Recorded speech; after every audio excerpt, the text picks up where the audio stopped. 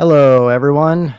Sevik the DGen here with our November 2023 AMA with Dex CEO Jake and Tim, also from Dex Finance. Welcome, guys. Thanks for joining us today. All right, man. Looking forward to this one. Been a while since we Awesome. all been on. Yeah, it has. I think it was back at the 1 year. I'm excited to be Yeah, joining today. Yeah, welcome, Tim. First AMA. Yeah, thanks. New Hey, everyone. new PF, new profile pick and all. Yeah. Actually, a quick maybe for those of you guys that have not been around the Discord or have noticed Tim's new profile picture. Obviously, Tim's been a long-standing community member. Um, Always very supportive and has a strong tech background as well.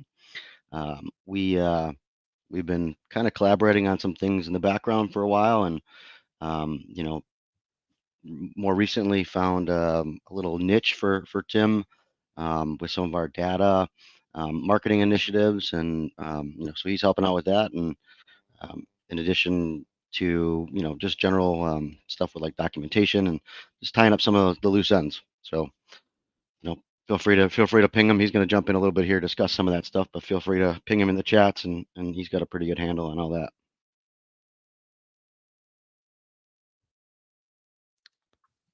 I tried to pretend to be him since he's muted, but I can't do an Aussie accent.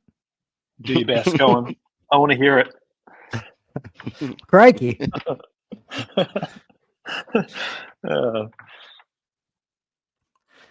Well, why don't we get right to it? And Jake, if you want to kick us off with a status update for everyone. Yeah. So obviously we have a ton to talk about. Love all the questions, guys. We will get to as many of those as we can. But obviously there's a couple big things that we have coming up and some new alpha we're going to drop. One of the things I'd like to start with though is the release of our V3 vault. Obviously this has been quite a long time coming. And to be honest, I can't tell you how happy I am. Just impressed with how everything turned out. I know it's been like I said, it's been a while since we've been making real revenue from the vaults. We had to go through some some pain points with the V2 vaults. But honestly, the way that I look at it is, everything from V1 and V2, right? V1 literally was pretty much meant to be like an internal system, right? It was meant for our money market protocol, and it worked really well for our multi-token system. We had this idea to kind of expand from that, and offer this crazy idea to offer multi farmable vaults. And at the time, it was just a daunting task, right? The fact that we were able even to do it at all was like, at the time everyone was so happy that we were able to pull it off, right? But obviously after going through it, right, we realized that while the core technology was there and was really amazing, there was obviously some things that we could do better on.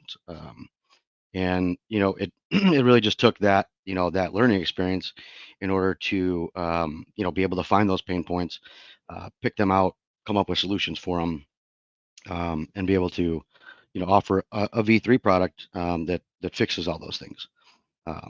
Part of that process, obviously, our revenue has struggled over the last 4 or 5 months. A big part of that was because obviously our core flagship product in the vaults um, really almost became obsolete at some point, because a lot of the new farms, right, the technology, especially in crypto, changes so rapidly that we literally weren't even able to add new farms. Some of the concentrated liquidity stuff, in particular, really made it difficult to um, to offer those new farms without just taking everything apart and putting it back in. And at the same time, even our partnerships that we had with different projects and adding new exchanges, um, you know, it was great in house, right? But we kind of felt a little held back to even really promote it and market it because we did just have we realized there was a lot of issues with being able to withdraw. Some people really against not being able to withdraw the LPs. The routing, because of that kind of stemmed off of things like if a farm lost liquidity, if you're the last man holding the bag, even if it's a USDC USDT pair, if you're not able to pull that out, and you get hit on price impact, that's like that stings quite a bit, as a lot of our investors are more conservative. Um, everything down to even like the way that we operate our ETFs. The V3 ETFs are much more efficient. Just navigating to get them right. I know you guys haven't. You probably haven't even really played around too much with the vaults because we just got them out, and right now it's basically just the GDEX pairs, GDEX vaults. But even things like being able to uh, view all your profit and claim all your profit in one button rather than having to go through each individual one, and claim each vault's profits separately. Um, Things like adding the network selectors similar to the vaults interface, having that available on the ETFs page, and being able to see all your profit in one spot, right? These all sound like small things, but the culminative, everything when you put it all together, it's just a lot of little sticky points that really held us back. But again, with these new V3s, everything is working phenomenally well. Um, I'm even finding things myself that are beneficial. Um, the performance metrics, another huge step forward. That was probably one of our most requested features is the new performance metrics where now it tracks your deposit from your investment from deposit. It tracks all your profit that you've taken out, and gives you a total profit and loss. So you can actually judge if you're up or down. Um, Things like adding more than three LPs in one is a big step forward. Um, Things like single asset take profit, right? So you can now create a vault, and select US Dex as your profit token. So just so many things, and that's actually one of the things we'll probably be following up once we get into once we start adding more farms and we start building the vaults out. You'll be able to see some of that publicly facing, but we'll probably follow up with like I said, Tim and Sevik here, but both have been helping out with documentation. And so we'll get a lot more detail with some of that, but just really exciting. A lot of big things on the horizon, and really looking forward to really diving into that. Um, some other things just quickly before we move on to the next topics. Another really difficult thing was on some of those pain points was, we have a reputation of always backing our products, right? So on several occasions, we had to the treasury had to come out of pocket to make people whole on some of those issues, right? So another really important feature that we have now is this new smart routing system. So in fact, that's been one of the not challenges, but one of the things has been taking a fair amount of time, the last week or so since we've been live. You'll notice some new farms on the vaults, but the smart routing is very detailed. It's all written like in binary code, and it's all run on scripts because we don't want to mess up the routes. But ultimately, as we're adding more and more farms, those routes are already picked and associated, right? So um, the more farms we add, the faster that'll go. And actually, to that same end, another really amazing feature of of the V3 vaults is that it's all modular, right? So, like I said, we had to basically when the whole concentrated liquidity wave came through, we really almost we just had to stop and we had to redo everything.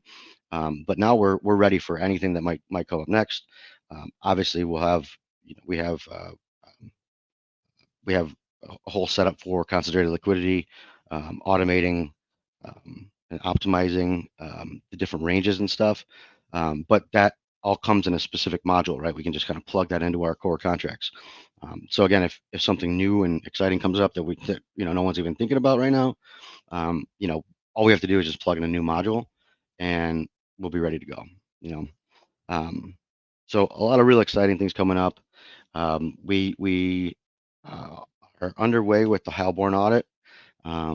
Super excited for this. Actually, it's one of the only audits I think I've ever actually been excited for. Halborn has a really great reputation, and some smart people over there. So we're excited to see what they have to say and make sure all of our work is triple checked. That will be like I said, it's a longer process, a lot of contracts, and we really want to go through everything with a fine-tooth comb, but we will surely have some updates for you on that front pretty soon. I guess one of the other big things, and maybe it's a good time to jump into this, is the marketing, right? Obviously that could be a whole section on its own, but all of our a good chunk of our marketing we want to spend on our core product, right? I know we have L1 Dex and a couple other things coming up that we'll get into in a little bit, but maybe it's a good time to kind of go over some of the marketing objectives. If our favorite kangaroo hunter is around, Tim, you want to go over what you've been working on? Yeah, I can tell you what I've been working on. So there's I don't know how many people know how DBank works, but lately they added a feature where you can send hi messages directly to directly to a wallet. So what that means is they've got an API, and with that API you can actually give it a wallet address and a message, and it will send a message to that wallet, and that person can open that message for a minimum of $1, depending on what they set their settings as. But they can open that message and and that message can be tailored if you want to tailor that message very specifically to that one wallet. So what I'm doing with marketing is I'm a software developer and my background's in analytics. So what I'm doing is building an app that I'll use, but also anyone on the team can use to analyze the DBank data. So that's competitor protocols, other dexes that we've got farms for, that sort of thing. And we're talking right down to individual wallets and their positions in what farms they have. And what we can do is create a cohort of users based on some sort of filter, which might be like if we go, for example, let's go like PancakeSwap. They're on PancakeSwap and they're in an ETH USD farm. We might filter the wallets down to those particular holders, and then we can directly send them a message on DBank.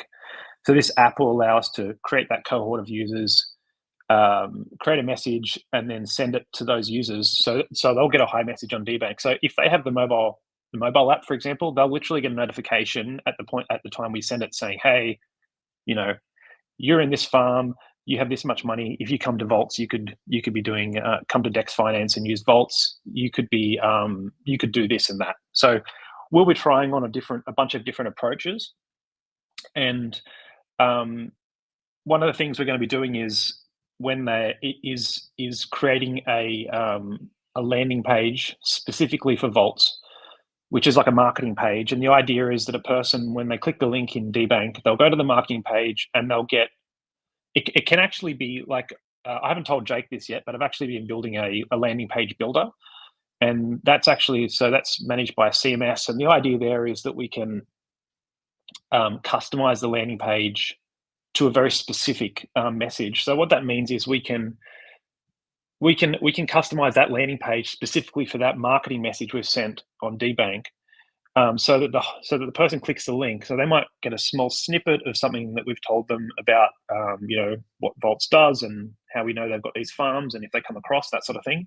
And then we open the marketing page up. They'll get a more expanded version, which is designed to educate them, and then and hopefully they'll click the button at the end, say, come and create a vault or come and see the vaults.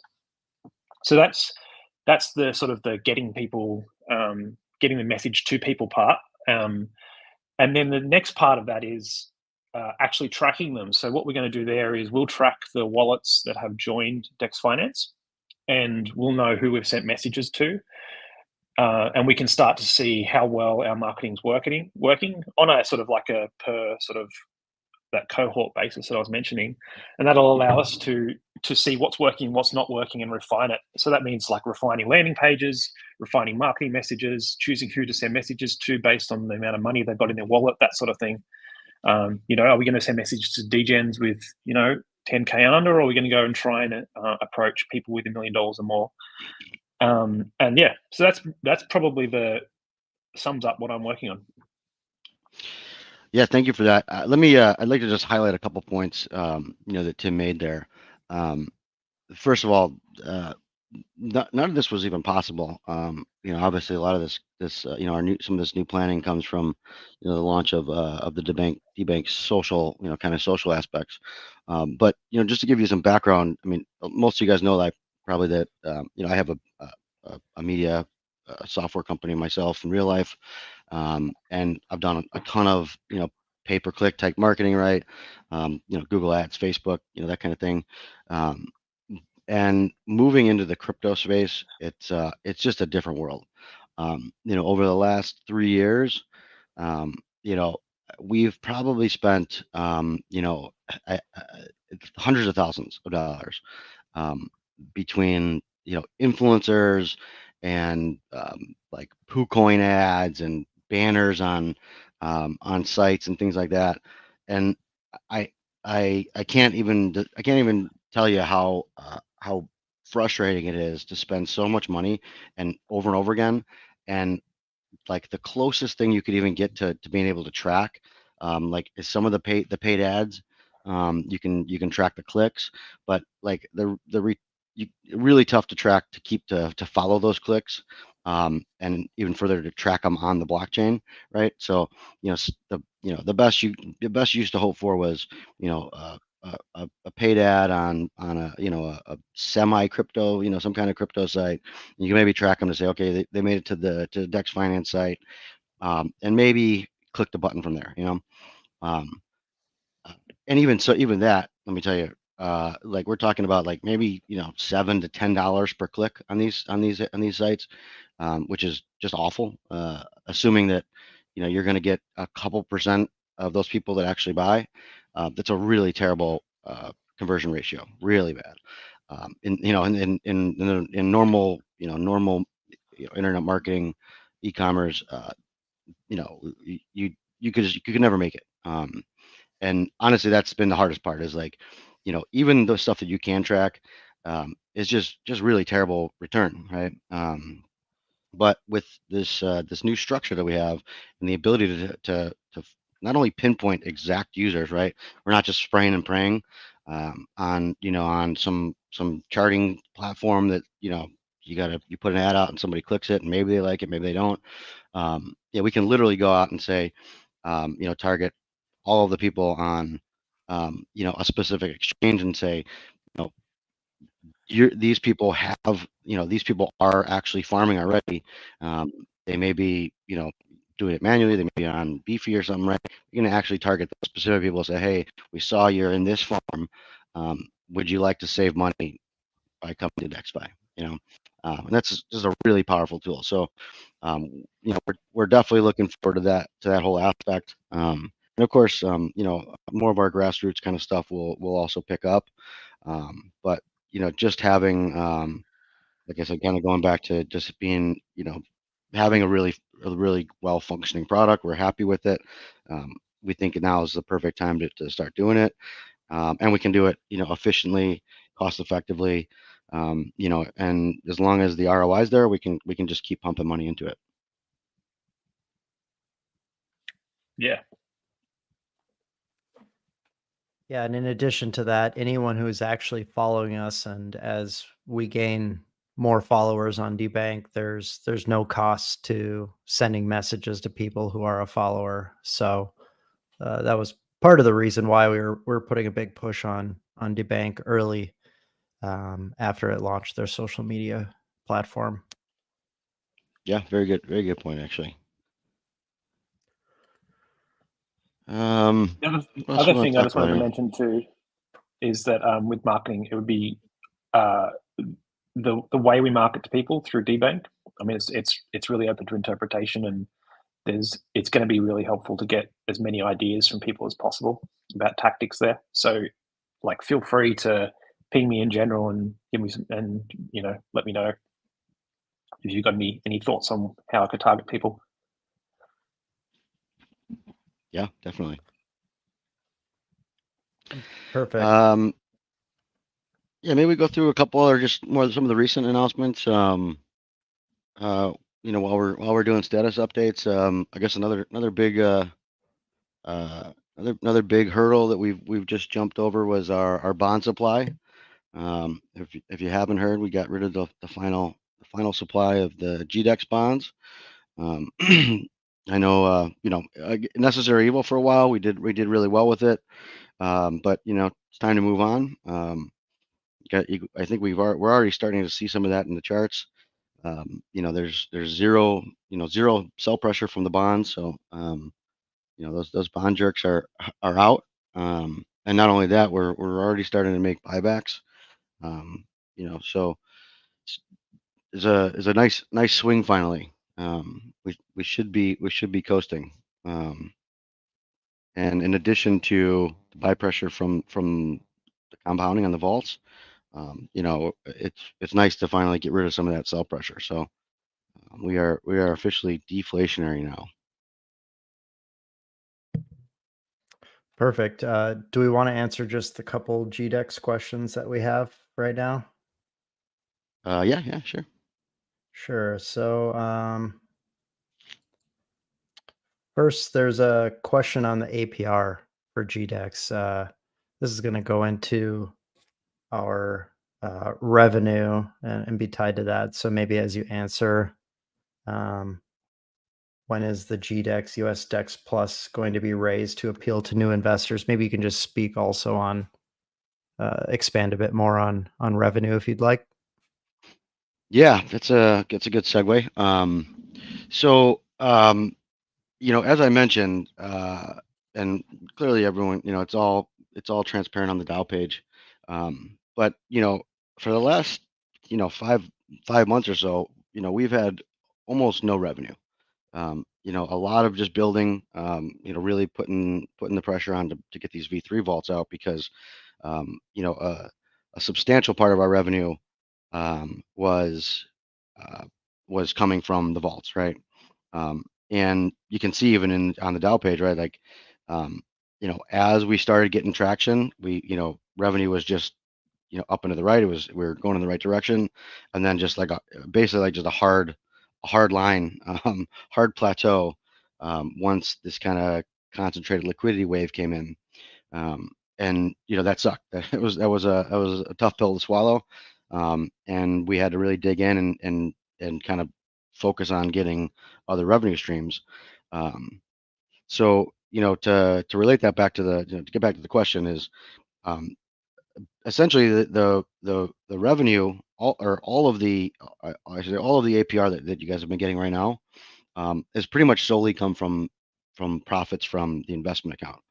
Um, it's you know obviously we all want revenue, we all want APR to be higher, but it's been at a level where we can sustain, and we've been doing so you know well I think. Um, Also worth noting that the investment account um, also tackles the escrow US Dex, right? Which we've almost knocked off half of that debt, right? Down from like 1.1 million down to like we're under 600,000 now. And you know it's like paying off a home loan, right? You know, the first, you know, if you're in a 30-year fixed mortgage, right, the first 15 years, you're just always paying, you're paying the interest on it, right? So we really made it a priority to try to get that down as quickly as possible. And now the APR that we're paying is far less than what we're actually paying out in principal, right? So things should be moving ahead, right?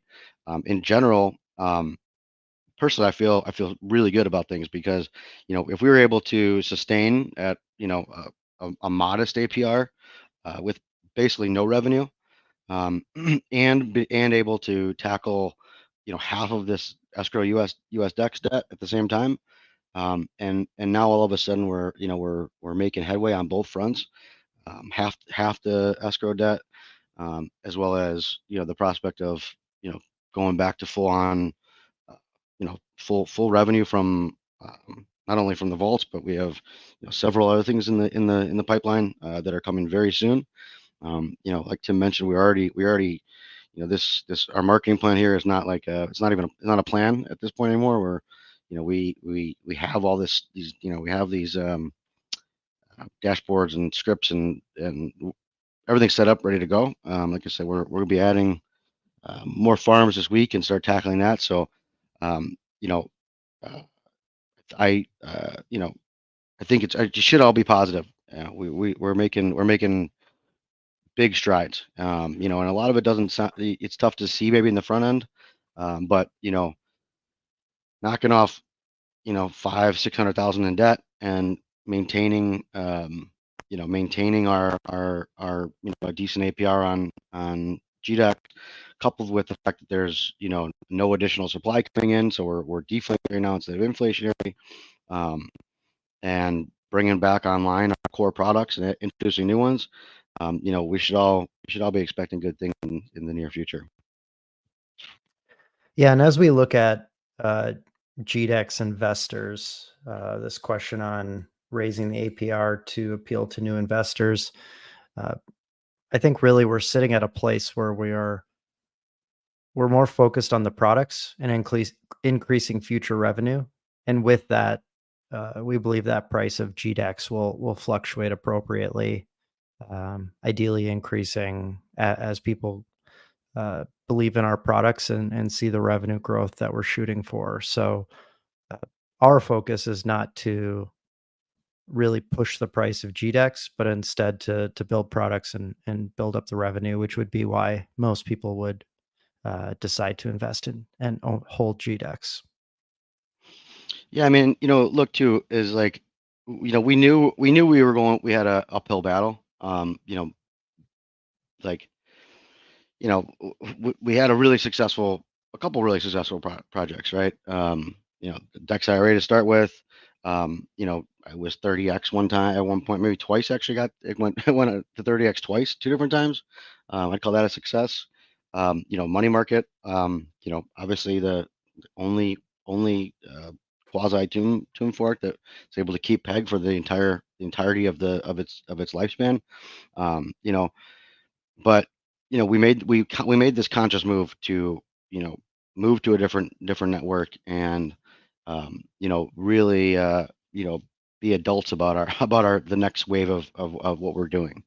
You know, we didn't abandon anybody. We didn't, you know, try to, you know, chintz anybody on their tokens they had before, right? I mean, honestly, I'm still really just thrilled and, you know, somewhat shocked even that we were able to get all the Dex IRA people into the new one, right? Like, it's just, I feel like we're just knocking like major milestones off the books, and these are all like things that just had to get sorted out in order for us to, you know, maintain a reputation and move forward, right? So, you know, being, like I said, being in the spot we're at and focusing on the products, and still able to knock off these major hurdles, I think that's super bullish, right? And like I said, by the time we get back to full strength, you know, with the vaults and, you know, introduce some of these new, you know, revenue streams, and all of our escrow US Dex is you know, paid back. you know, we're going to be in a very, very good place, I think. Yeah, well said, Jake. I think we're right about the perfect timing for getting the vaults done to this point with their modular approach, being able to pivot and not need to put as much dev time into building the actual infrastructure, but now being able to focus those resources on expanding the farms and potentially blockchains as new ones pop up. If slash when we hit full bull market, I think people will be looking for places to automate their farming investments, and there's no other product like Dex Vaults out there. And even if people do move into the other aggregators such as Beefy, um, through the marketing, we can try to target those people and uh, try to bring those people over into Dex Vaults just on fee savings alone for them. Yeah, yeah. You know what? Oh, Go sorry, ahead. go ahead. I was going to answer a Uh, different question, so go ahead. Yeah, well, I was going to say, you know, while we're talking about, you know, overall outlooks and you know, even going back to revenue, you know, another really big factor in all this is our development costs. Um, and you know, obviously you know, we have a very strong focus on development, um, and we've been that way since, you know, since we started, but uh, definitely more so, you know, a really heavy presence on development, you know, over the last, you know, couple of years, moving into, you know, real viable products. So it's also worth noting that we've actually, you know, even though we still have the same, you know, same dev team, we still have all resources available to us. We have actually been able to cut down on our end costs, um, and that's also really helping, you know, the bottom line as well.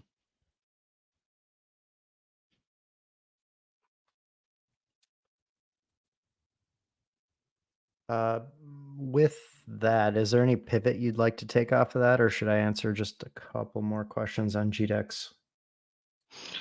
Yeah, we can. No, yeah, if you got GDEX questions, we can come back to it. Or I Okay. mean, we can go with the GDEX questions. Um, this one's more just for quick educational purposes. Let's not spend a ton of time on it, but someone asked, how is the GDEX Maxi ETF priced higher than the GDEX token price? When we create the ETFs, uh, we set up the tokens to go in it plus the ratio, and then in addition to that, we get to arbitrarily set the starting price for the ETF. So we try to price them somewhat differently, so you're not always looking at the same $1 or 15 decimal places or $5,000. We try to price them relatively based upon you know, where they might be in the market. So Bitcoin ETFs, we try to price a little bit higher just so it makes a bit more logical sense for people. But the actual ETF prices are arbitrary, um, and they fluctuate separately from the underlying values of the tokens within them. I don't know who asked that, but if you want more details, we can always discuss it in Discord. Yeah, I can quickly just to follow up a little bit on that. You know, it's an arbitrary price, so like it doesn't technically, you know, affect the underlying assets. Um, but it's the it's it's basically this it's essentially we're just picking a price when it launches and then putting the assets in to match that price, right? So, you know, if it was priced at $1, as opposed to $10, you would just have to put 10 times more of that asset inside, right? Um, if that makes sense. Yeah, yeah, that's a lot. That's more clear than what I said. Yeah. Okay. We'll get Grover on for the next one and do a ETF. I Actually, well, actually, while we're on ETFs too, I didn't see any in the AMA questions, but I'll quickly just touch on this too because I got some I feel I've been fielding some questions on the ETFs, the V2 versus the V3 ETFs. Um, and same with the vaults with V2 versus V3 vaults. It's worth just mentioning that there's nothing particularly wrong with the V2 any of the V2 stuff. I mean, outside of all the pain points we just kind of discussed on the vaults, but they still work. The V2 ETFs are also work just fine. We made improvements on all of it on both of them. So obviously we're moving forward with the V3 stuff, but there's no huge rush to go out and get rid of those old assets. You're welcome to leave the V2 ETFs as they are. At some point we might try to work out a like some kind of a migration tool that would just bring everyone over. And that's in the plans. But honestly, at the moment, we're just kind of focused on some other things. We want to get back to business and start bringing revenue in first. Yeah. Pulling you back to the V3 vaults, since it's somewhat related, can you speak to the modularity of it? There was a question on, do the vaults contain, I think it said, everything that is necessary for the future? But there was also a question on, is work being done on the possibility of vaults taking profits into other vaults? That sounds like a Grover thing. But I think that points to the modularity of the vaults, if you could speak to that. Yeah. The basically this new modular design pretty much allows us to do all of that, like everything. It's infinite possibilities now. Obviously we don't know what the future may bring, but we wanted to make sure we're prepared for that. That type of scenario where there is a new style of farm and new styles of LPs, that kind of thing, right? Even the whole thing to daisy chain into different vaults now. Essentially, we have these core contracts for the vaults. Like, and in that respect, we actually didn't change a whole lot from V1 to from V2 to V3, except for the fact that we kind of separated them out, right?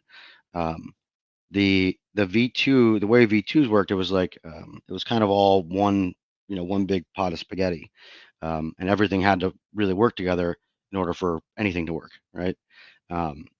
But with V3, like I said, we kind of separated out the core contracts, right? So, all the stuff like the main engine, the compounding and all the a lot of the math and the way that tokens are claimed and distributed, redistributed, all those things are kind of in the core contracts, right?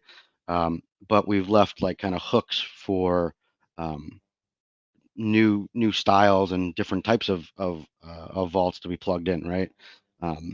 So like our one of our main goals was concentrated liquidity, right? Because it's a whole new wave now. The V2 vaults couldn't even support it. But now not only can we support it, but now we can actually build specific modules that can, like I said, actually customize or allow for users to customize their ranges, dynamic placement of ranges to optimize your positions, or like I said, new things that might not even we don't even know about yet. But all we have to do is just build a module for that and just plug it, plug and play, plug it right into the system now.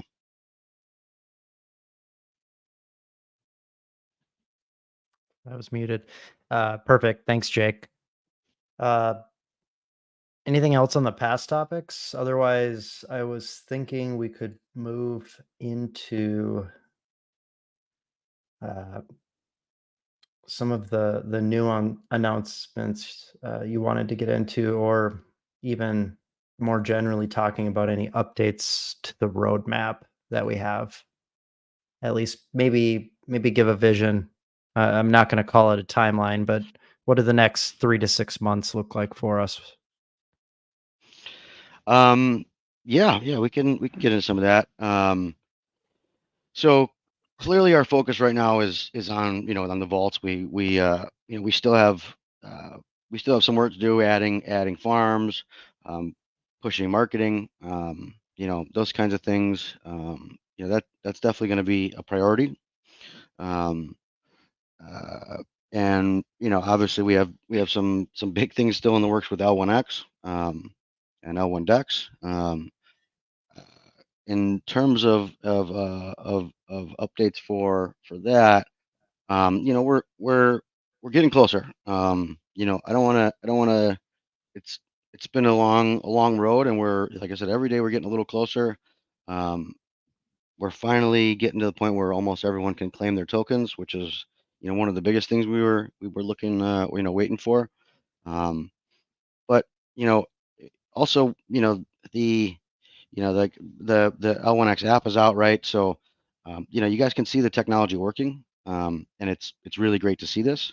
But at the same time, we the decks that we're trying to build is really we're really trying to make like a revolutionary new product, right? um, and what that entails is a little bit more than just swap here to here, right? Part of having uh, this idea of having L1X as a reward token, and having that in the LPs, right? Makes things really complicated if it's not tradable, right? So we're still working through through some of those types of issues. Making sure everything's battle tested. We want to make sure we have audits for everything. Because it is so brand new.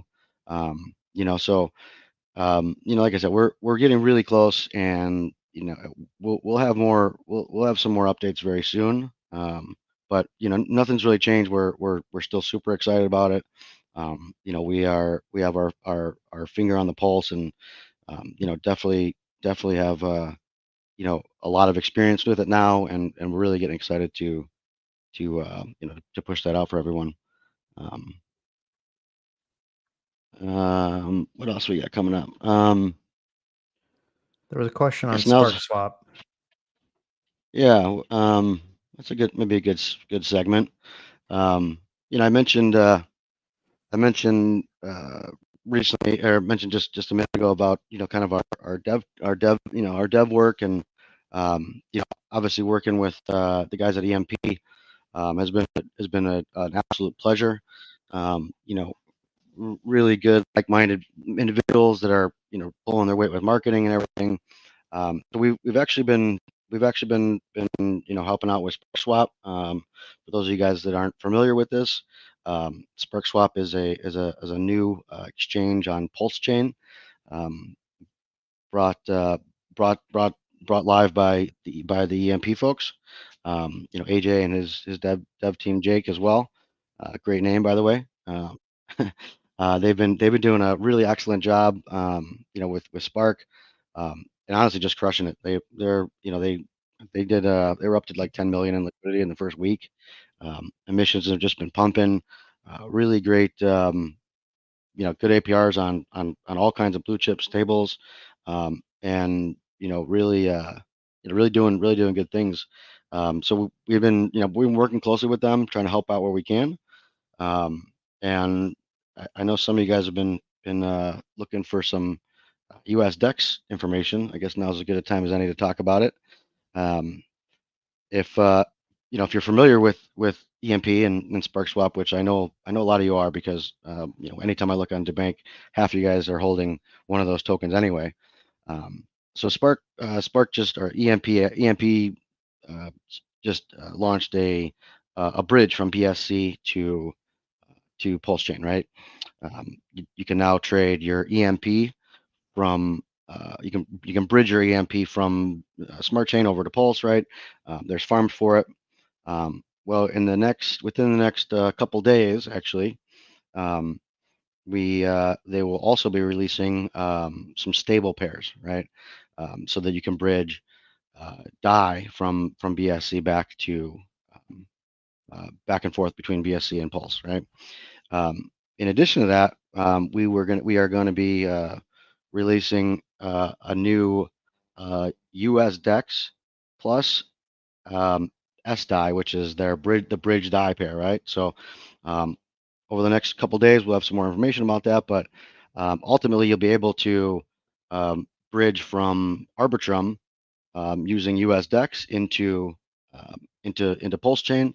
There will be a farm for that with some favorable APRs on stable to stable pairings, which is super bullish for everyone. This is one of the few things that we've come across where this is just really a good bullish for everybody, right? Not only does do DexFi users get the chance to use their earned US Dex or buy US Dex and bridge over, but also SparksSwap gets a bridge back and forth from Ethereum. Might actually be the only bridge going from Pulse to Arbitrum. Actually, the bridges are not great in general on Pulse, and the main one goes just to Ethereum. So it's costly. It takes like half an hour, 45 minutes sometimes. You got to pay the ETH gas when you get back and forth, right? So this just allows for the money to flow back and forth, allowing for that TVL to kind of come in, and also to be brought out, to be able to take profits and move to Arbitrum. Like I said, clearly, there's a lot of overlap between, all three of these projects, right? So, you'll now be able to bridge your funds in, bridge your funds out, and also super bullish for US Dex in general, right? Users can now take their US Dex and farm over there. It'll be creating additional volume, both on Pulse and on Arbitrum. And obviously, more volume means more liquidity that's being built, more bot revenue, all those things, really really positive things. So we're definitely looking forward to kicking that off with you guys. Awesome. Brand new news. Even Tim probably didn't know about that. I just found out today. So Jake's got I didn't know about it. Jake's got all the tricks up his sleeve. On that note, I like this question. Someone asked what your perspective is on the contributions and impact of, let's just say, like all of our products, like V3 Vaults or L1 Dex, on the overall health and long-term prospects of Dex Finance. I know that wasn't really a question, Jake, but like, which of our products are you most excited for right now, as like maybe short-term and then long-term planned profitability? Stay away from the financial advice aspect of my question, but just where do you see our revenue coming from? I mean, obviously, I'm still really hype on the vaults. I feel like we never really got a fair shake at getting those to market because we did have so many bottlenecks to get through. So I'm really excited for the vault. But at the end of the day, it's a culmination of everything we're doing, right? The L1X tech is still really amazing. And if anyone has tried, the beta app on L1X, it's lightning fast. The tech works; it's there. The prospect of bringing the vaults to L1X, is super exciting, right? Bringing the ETFs to L1X is super exciting. Even like I said, we spend a lot of time, a lot of man hours and resources on, building our whole bot system out. So I don't think it's any one thing specifically. I think that we've always been focused on building real good quality products. And I think once people start using once people figure out that the new V3s are ready and people can use them, they're only just going to find more and more things that they can do, and kind of be locked, jump into the system, that kind of end-to-end operation that we've been talking about for quite a while. Awesome. I'm just looking through the rest of the questions here.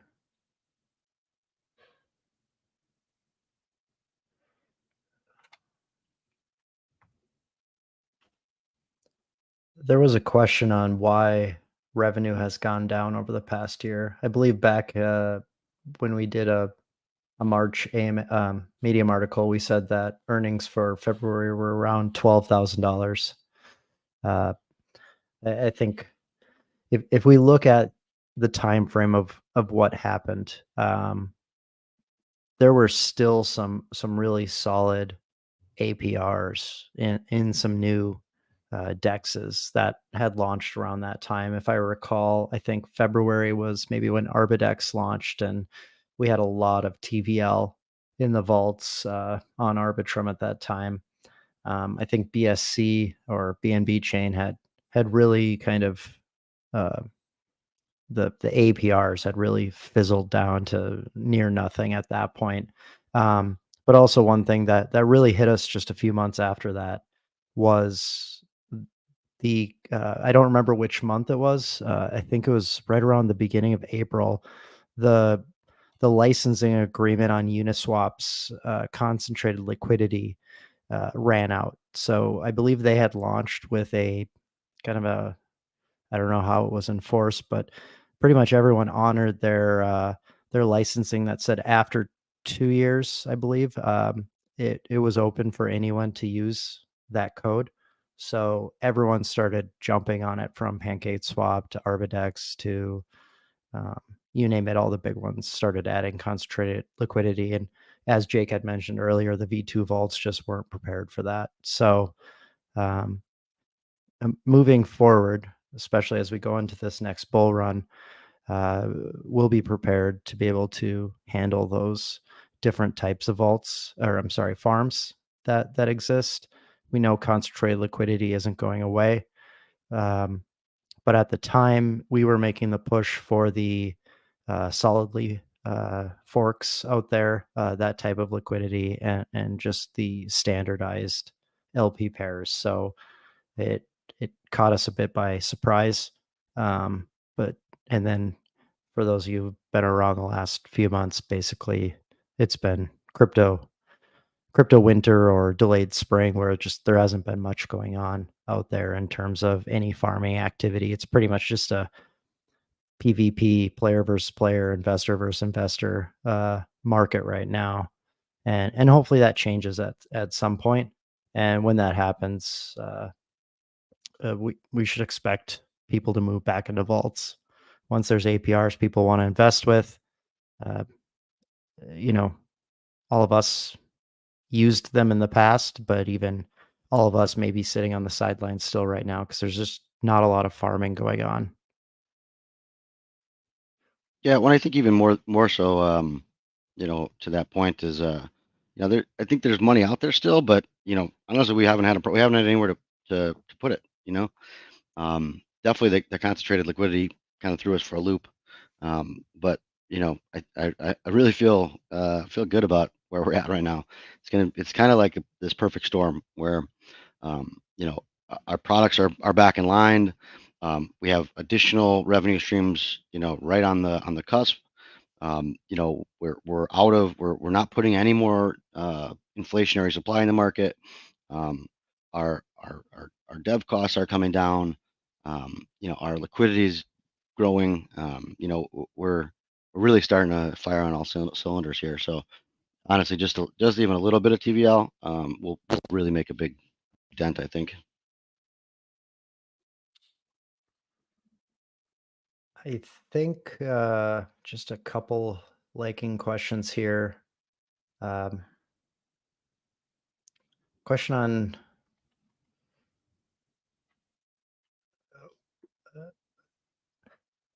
going back to the roadmap.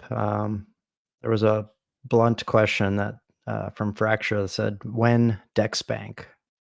I know that was on our roadmap, and we may have pivoted slightly with other opportunities. But what are your thoughts on Dex Bank and how that fits into our ecosystem? Yeah, I mean it's still one of our priorities. A couple things is one, with our new non-inflationary model, real yield model. It's a little bit more difficult to do without introducing, more inflation. And also, I mean, like the what we're doing with US Dex now is a step towards that, right? We really need to strengthen our liquidity a little bit. Get more volume on some things. Having people even just start using US Dex for bridging, brings awareness and kind of credibility. So all those things are steps in the right direction. Also, once we kind of got into L1X, L1 Dex, we kind of started formulating a little different game plan for Dex Bank. Borrowing and lending, um, a lot of opportunities with L1X. And again, however it shakes out, whether it's just on Arbitrum with, obviously we wanted to do some custom things with leverage vaults, which is still in the works, or a full lending protocol with L1 Dex. All those options are still on the table. It always just takes a little longer than you think. And again, we're really focused on trying to get some major things that are already in development. No one was expecting to have to completely redo the vaults, but we did. That took us several months, but that's out now. We definitely need to, we definitely still have a lot of priority and focus on L1X, L1 Dex, right? So that'll be the next thing out. And all the stuff with L1 Dex too is helpful as well because we have partners there. We have our community is fabulous, right? And everyone's very educated, smart investors, right? But sometimes I think some of the parts that we lack a little bit, like just general hype and exposure. Those are things that we can make up for on a bigger platform like L1 Dex. It might give us a little better advantage, and also it fits in with our development schedule as well. So it's definitely that'll be one of the next bigger projects that we tackle. But like I said, probably once we get a little bit further along with the new V3 vaults, and then after L1 Dex. Yeah, I also want to take this opportunity to point out a few of the smaller things that have come out on the website. The DAO page, that was quite the undertaking by the dev team, and also in terms of with the vaults, we're crossing a lot of different blockchains with all these assets, and so we wanted to make sure that it was set up in a way that it's versatile and it'll be easy for us to manage and add new chains to this. But it was quite the manual process of tracking all of the wallets, making sure all of the tokens show up. And I know that there are a few areas here still that we want to focus on improving the transparency, but that DAO page is something that had been asked for and also took a bit more time than we had expected it to take. In addition to the revamp several times on the website, for those of you that remember the V1 vaults moving to the V2 vaults, there was a complete redesign of the website. And then even more recently, in the last couple of weeks when we launched the V3 vaults, there have been some nice UI improvements made based off feedback we've had and tickets we've had open and confusion. So just we believe it's an even more polished product now at this point and ready for prime time. And I've seen Jake stepping into the tickets lately, and they seem to be getting closed like crazy. Because I know you were very frustrated in the past when we had any V2 issues. So I know that was a top priority for you to make sure that if there's a ticket, we could basically just say, you can take care of it yourself. It's all within your hands. Yeah, man, we are not doing tickets anymore. There literally should be no reason to have a ticket anymore. I mean, of course, if there's a question about anything or someone's unfamiliar with the process, of course we're here to help. But we spend a lot of just the discovery from what we built the V3 vaults on. Pretty much all had to do with the tickets from V2, right? We really took everything into consideration. And so in V3, like I said, we really want to just focus on documentation, and even just UI UX, even for like helper text. So if people do get stuck, they don't have to get they don't have to come for a ticket. And even if they do, we just kind of point them in the right direction. Also want to mention too that on the last topic, our automated revenue is still a top priority as well. We got a little sidetracked. It turns out that obviously we had we got a little sidetracked, which is getting the new vaults live, and obviously it doesn't really make sense to do automated revenue without having revenue. But now that it's up and running, we definitely want to get back to that. It turns out that having dozens of different treasuries on different blockchains, and being able to not only track all that, but then convert that to a single currency and then get it back to US Dex, for rewards and stuff like that. It's not a very easy task. And in fact, the DAO page, like you mentioned, that was really like kind of the first step, was kind of getting all of those treasuries and those contracts into like on-chain data that we could pull into databases, and then display, right. And just so we can see up to the minute, what's actually happening, where it's going. And also too, with L1X, so close, um, you know we've kind of been planning on implementing some of that technology into that strategy, into that process, because it will be a lot easier to move between blockchains, as opposed to things like like some of the blockchains just we weren't making a ton of revenue, right. Like Phantom or something, it was smaller amounts of revenue coming in, which still counts, right. But almost makes it impossible to, or makes it not worth it to, we can't be pulling um, you know $20 of Phantom every day, and then bridging it over, if we're losing money on it, right. That doesn't make sense, right. So um, you know having it all together and organizing it was the first step. And then now we're going to be implementing some of that L1X technology to really make it efficient and make it work. Honestly, we've even talked about uh, creating this as a SaaS product, even, because I do think that the real yield revenue model is an important play for the next bull run, and we're not the only ones that are trying to go to that route. But we are maybe I've yet to see anyone else talk about automating that process, and creating a real like automated DAO where the funds are literally just distributed automatically. So another thing to look forward to. Yeah, I've definitely seen the term real yield spoken to by a few companies or projects, but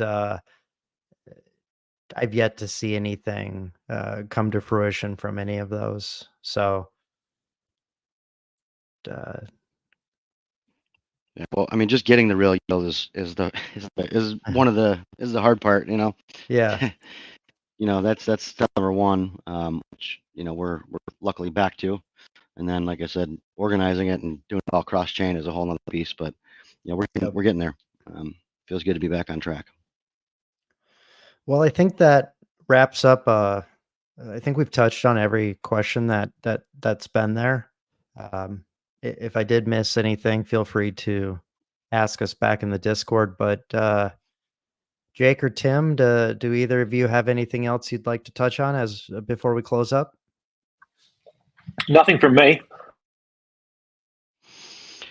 I think that was a good wrap. I think I would just like to acknowledge that I appreciate everyone's kind of patience. We've always really taken the development first approach. But now that we're kind of getting out of the weeds, development weeds, and into more marketing kind of stuff. Obviously, some of our partnerships with L1 Dex and SparksSwap now. I'm sure you'll catch us on some follow-up AMAs to kind of go over some more things in detail. But stay tuned. We'll be dropping some announcements coming up in the next few days here, next few weeks even. A lot of big things on the horizon. So we're looking forward to all that. Yeah, and with that, I want to thank you, Jake, for sharing everything with us tonight, and thank you, Tim, for joining us in the future in the land down under. No worries. How's Friday? Do we got something good looking? Friday. I mean, the future. Yeah, I'm gonna be there in maybe like 8 hours. So, but anyways, thank you. I was like, are you? No, okay. In the future, I see. Yeah. Not in Australia. I'd love to come to Australia, but I won't get there in 8 hours. But with that, thank you, Australians everyone. have no sense of humor. They're watching out for all the dangerous animals and wildlife that'll kill them in a second. Yeah, there's no funny business in Australia. Yeah, some drop bears. Yeah, hoop snakes, all those things. So with that, well, thanks again, guys. Appreciate it. Yeah, thanks for joining us. With that, we're going to close out. Talk to you See later. ya. All right, cheers, guys.